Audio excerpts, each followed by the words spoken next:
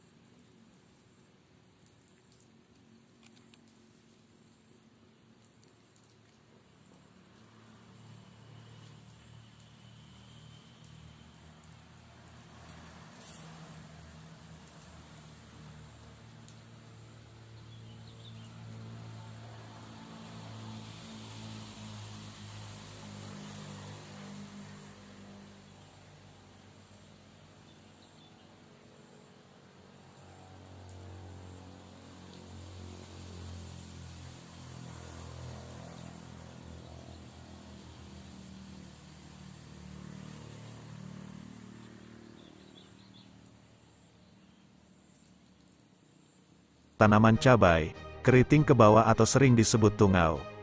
Hama tungau dijumpai pada semua jenis tanaman cabai, baik cabai besar, cabai merah keriting, cabai rawit maupun paprika.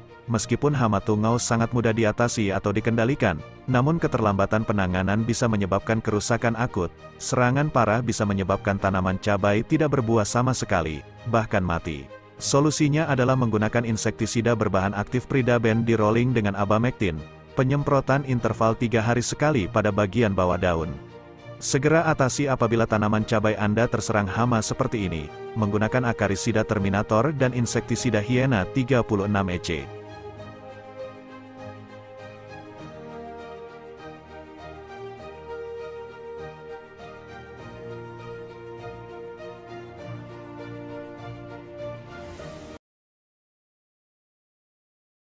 Busuk batang merupakan salah satu penyakit penting pada budidaya tanaman cabai rawit.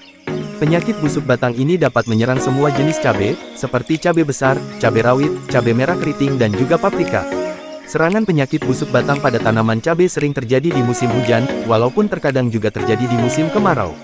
Busuk batang dapat mengakibatkan menurunnya produksi buah cabai, dan apabila menyerang batang utama akan menyebabkan tanaman cabai gagal berbuah.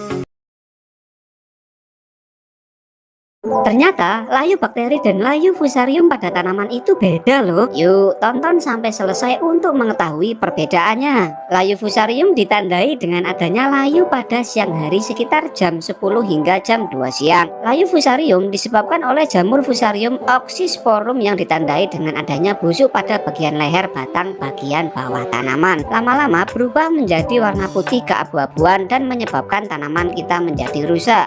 Sedangkan layu bakteri merupakan layu yang disebabkan oleh bakteri, ditandai dengan akar yang busuk dan berlendir. Jika akar tadi dicelupkan ke air, maka tampak seperti asap yang larut di air. Cara mengatasinya, semprotkan POC sari luhur 2 kali seminggu di bagian daun dan akar.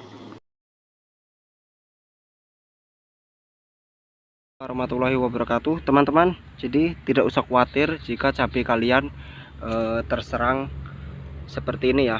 Ini adalah patek atau Anthranoxa. Ini disebabkan oleh faktor cuaca yang berganti atau faktor cuaca yang biasanya hujan panas ya teman-teman. Jadi sehari hujan sehari panas, jadi seperti ini kondisi cabenya.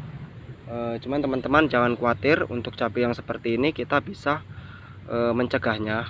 Walaupun sudah terserang seperti ini, kita bisa mencegahnya untuk yang belum terserang ya teman-teman. Apa saja sih untuk caranya?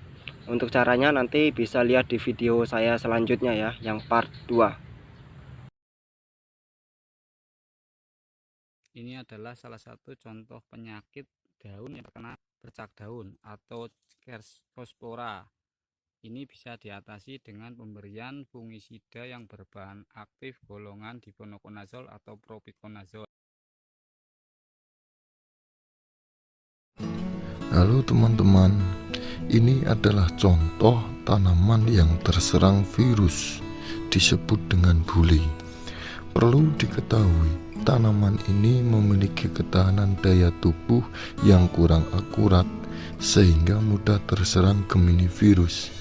Maka dari itu, cara mengantisipasi sebelum terjadi serangan teman-teman, kita bisa mengasih nutrisi yang kaya akan kandungan unsur mikro guna untuk kekebalan tubuh. Semoga bermanfaat.